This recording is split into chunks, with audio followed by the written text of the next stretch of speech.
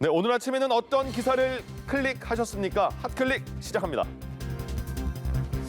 네, 한국과 미국 두 나라 간 종전선언에 대한 무난 합의가 사실상 이루어진 상태라는 정의용 외교부 장관의 발언이 미국 언론에서도 주목을 받고 있습니다.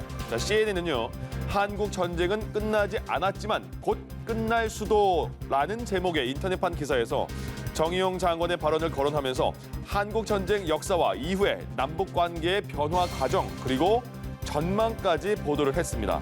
자, 정전선언의 서문은 이렇게 나와 있습니다. 자, 완벽한 평화가 정착할 때까지 모든 군사 및 적대 행위를 완벽하게 중단하는 것을 보장하기 위한 정전을 성취하는 것을 목적으로 한다. 이렇게 규정을 했습니다. 자, CNN은 이어서요, 종전선언 문구를 놓고는 한미 간 합의가 이루어졌다 해도 현재로서는 큰 의미가 없다면서 북한과 중국의 합의가 필요한 상황이다 이렇게 지적을 했습니다. 네, 저 때만 해도 출생신고 조금 늦게 하는 경우는 종종 있었습니다. 근데 이번 건은 좀 많이 특이하죠. 자, 출생신고가 안 된 채 계속 살아온 23살, 21살, 14살 이 세 자매가 발견이 된 겁니다. 세 자매가 아직까지 출생신고가 안 돼 있던 거예요. 자, 제주 동부경찰서는 나이로만 보면 중학교 3학년생인 딸을 학교에 아예 보내지 않은 혐의로 40대 여성 A씨를 입건했다고 밝혔습니다. 자, 이 세 자매는요, 이 중학교 3학년 나이뿐만 아니라 두 언니가 또 있죠.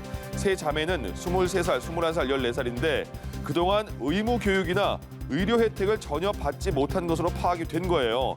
유치원, 초등학교, 중학교, 고등학교 간 적이 없고요. 서류상으로는 병원도 간 적이 없는 걸로 나와 있어요. 자, 출생신고가 되지 않았다는 사실은 이 엄마 A씨가 이번 달에 사실혼 관계인 배우자에 대한 사망신고를 하는 과정에서 알려진 겁니다.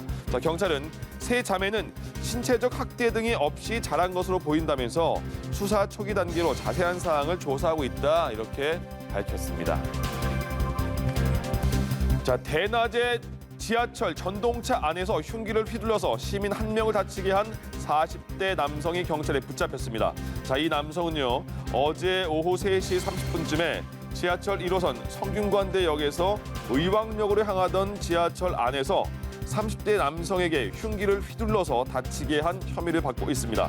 자, 흉기를 휘두른 이 남성은 범행 직후에 지하철에서 내려서 역사 인근 샛길로 막 도망치다가 택시를 잡아 탔습니다. 자, 그런데 의왕역 역무원이 이 택시 번호를 확인하고 신고한 것으로 알려졌어요. 이 택시기사도 좀 의심스러워서 이 승객이 내린 다음에 112 신고했다고 하네요.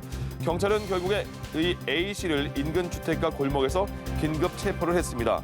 자, 경찰 조사에서 이 흉기에 찔린 B씨는요, 흉기를 휘두른 A씨와는 일면식도 없는 사이라고 진술한 것으로 알려졌습니다.